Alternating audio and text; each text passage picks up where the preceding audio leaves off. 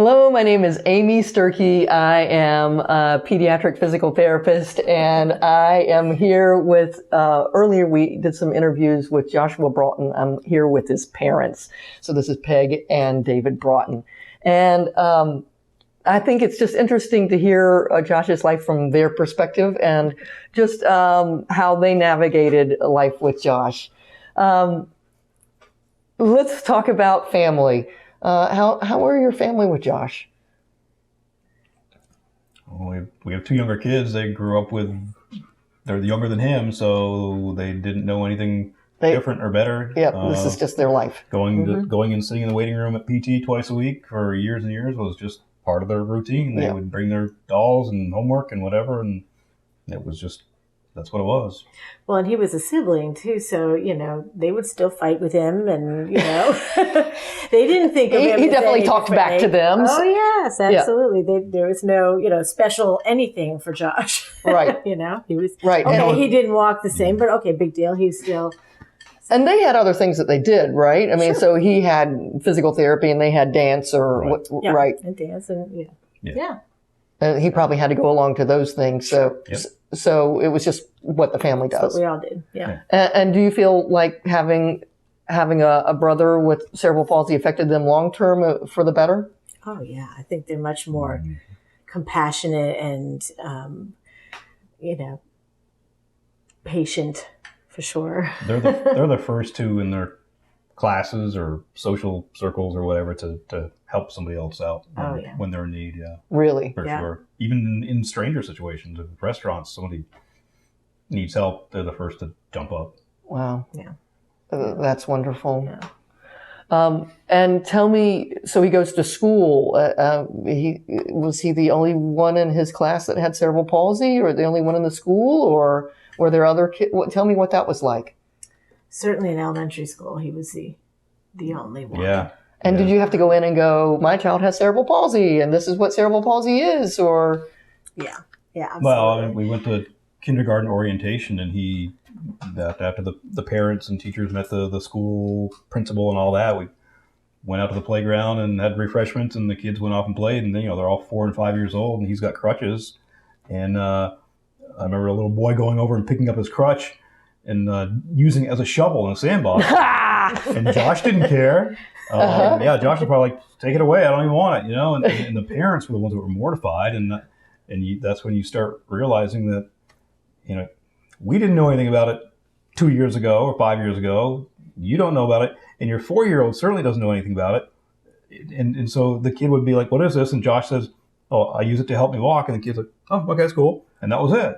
Right. And it was the parents who were always the more freaked out about things, So when you were out in public, people would stare at him or ask questions. Why does he walk like that? Or did you not get? Because I would imagine at school people know him and so they're used to him, but out in public it might be different. Yeah, they did. And I mean, Josh always just wanted to be like everybody else. He didn't want to be treated differently. He wanted to be the center of attention. Come on. Exactly. Not like everybody else. He wants to be even better. The lead of the act. This is true. Yes.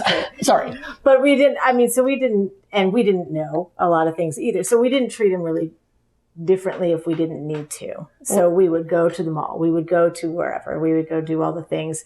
The big things that would happen is I remember when he would fall, it always looks terrible when he falls flat on his face and he would get very especially upset. With crutches. Yes, they would just go everywhere. Yeah, because you can't get those out in time to be able to catch yourself you're just all out. And it looks terrible. And he, it's embarrassing. It's embarrassing to any of us who fall. Right. But we would rush to help him. Oh, I hope you're okay and everything. And that would make him very upset. He didn't want to be treated. He didn't want the more attention to this or anything like that. So we had to make a deal. When you fall, I will not run and I will not fuss over you. But if you hurt yourself, you have to really tell me so I can help you. And if you need help, you need to ask. Yeah, and if you're hurt, you need to tell us. Yeah. Right. So and that worked? It did. It worked out well. He was happy about it, and we were happy with it. But if we were out in public and he would splat on the floor, and y'all are we're like, yeah, okay, you're all right, get up, We're sipping our milkshake. And people would think we were the meanest parents in the world. You can see them Is he talking. all right? And he's fine. Leave him alone. Please ignore him. Unless you want him to yell at you, leave him alone. So, you have to kind of develop a thick skin. Right. But, he was a tough guy. And school, math he was not good at. Didn't love math. And so did you have to get tutoring or extra help, or was it okay that he wasn't good at math, or resource help? What ended up happening? Was it within the range of what was normal? Did you have to go to school and go, "Ugh!" Oh, that's a whole different story. Well, Yeah, so he eventually, we got resource help. He got a little early version of a laptop. Right. because a lot of his problem was, he couldn't hold a pen to illegible write writing. well, which he used, mind you. Oh, yeah, that's true. Is it a 6? Yes, it's a 6. If you think it should be a 6. Is the right answer a 6? It's definitely a 6. Yeah. But, yeah.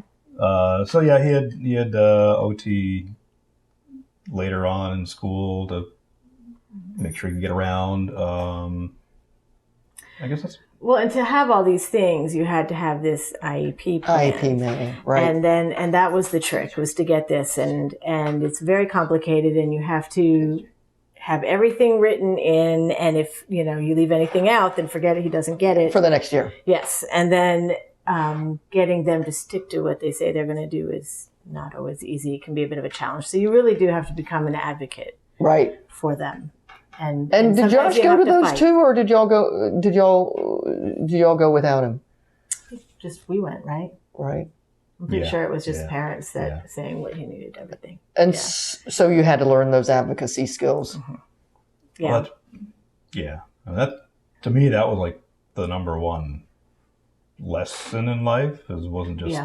I mean, you're gonna fight. You're gonna fight with the school. You're gonna fight with the public transportation.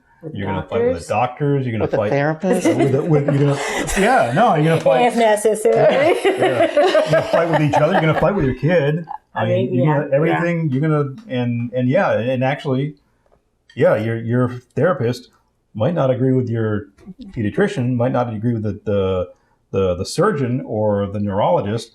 Everyone's everyone's out for the best interest, but everyone's also. Well, and you're highly unqualified to make the decision. So it's like you all are very expert, and you all have your opinions, and I am not an expert, and I have to decide which of y'all is right. Exactly. Right. That was a little frustrating. Yeah. Oh, and you want me to fight with the insurance company? So you're in for a fight, but I mean, you do it. The kid walks across stage on graduation. You're like, well, that's what we were fighting for. Right. Yeah. We made a lot of mistakes, but. And the research says that marriages are tricky for everybody, but particularly for people who have special needs kids.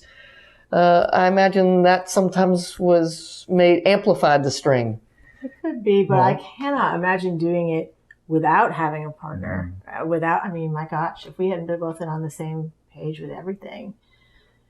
Yeah, back to the fighting thing. I mean, there's some times where you're like, no, he this is what he needs, and no, I think he needs. I mean, you don't always agree on what that is, but you figure it out so that you can give a united front. Because in the end, I mean, I can't imagine doing it alone. Yeah, that would be awful. You were lucky to have me. I was. Oh, gosh. Okay, on that note, why don't we finish up this segment? I just want to thank you for... I think these kind of stories help other people who are just starting out, that they can hear these stories and know a little more of what's coming ahead of them, because it sounds like you feel like you had no help. These kind of things... These discussions help other people in the future. So thank you for being willing to share. Yeah. Thanks a lot, and we'll talk to you next time. Thanks. Bye. If you liked this video and would like to be notified by email when the next video comes out, click the subscribe button here and click the golden bell icon and ensure notifications are enabled on your account.